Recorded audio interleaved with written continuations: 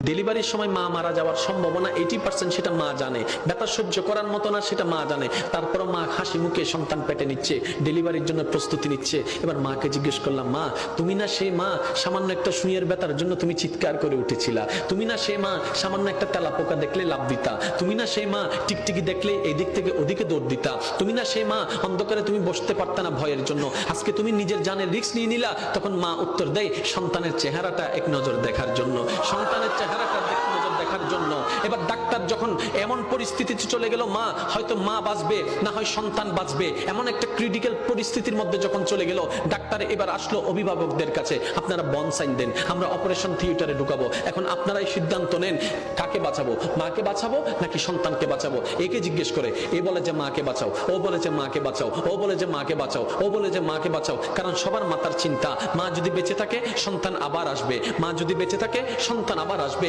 সবার একটি কথা, মাকে বাঁচাও, মাকে বাঁচাও, মাকে বাঁচাও। এবার ডাক্তার কত